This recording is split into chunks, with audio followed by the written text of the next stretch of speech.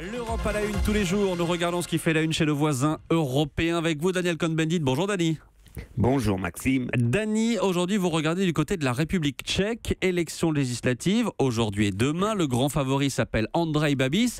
Il est totalement inconnu en France, Babiš. Et pourtant, Dani, c'est une sorte de mélange entre Donald Trump et Silvio Berlusconi. Oui, on peut le dire comme ça. Andrej Babiš, 63 ans. Sa fortune est évaluée à plus de 4 milliards. Il est le premier employeur du pays avec 80 000 salariés. Il a fait fortune dans l'agroalimentaire et la chimie. Et en même temps, c'est moderne, il a construit un grand groupe médiatique, 2 quotidiens, plusieurs radios. Donc en fait, c'est un clone de Trump et de Berlusconi. Et il veut de conduire un pays, gérer un pays comme on gère une entreprise, et c'est comme ça qu'il a du succès. Dani, l'ascension de Babiš, elle est liée, comme dans d'autres pays occidentaux d'ailleurs, à l'effondrement des partis traditionnels. Oui, alors ce qui est bizarre, c'est que son parti, il a créé un parti qui s'appelle ANO. Alors ANO, ça veut dire c'est action.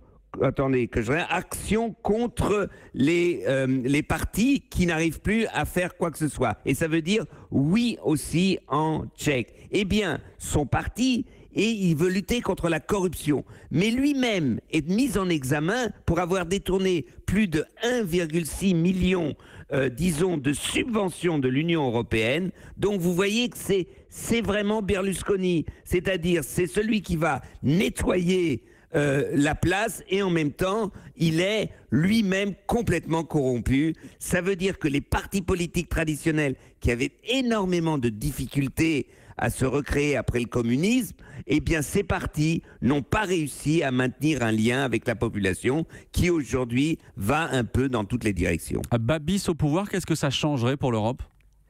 Ça changerait que vous avez quand même un chef d'État maintenant. Alors c'est un mélange assez... Il est xénophobe, très libéral, il est eurosceptique, mais en même temps, il a besoin et il veut que la Tchéquie reçoive des subventions, les fonds structurels européens. Il faut dire que ce qui est intéressant et ce qui est bizarre, c'est que la Tchéquie va bien économiquement. 3,6% de croissance, Macron serait heureux d'avoir ça.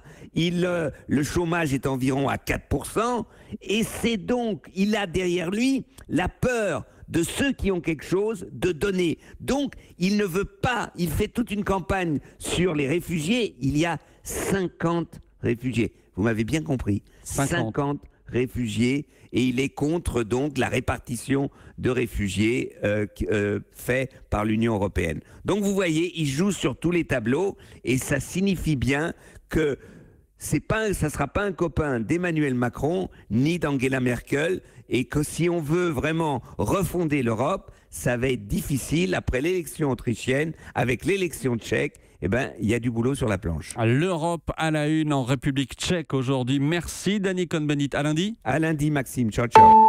Europe 1.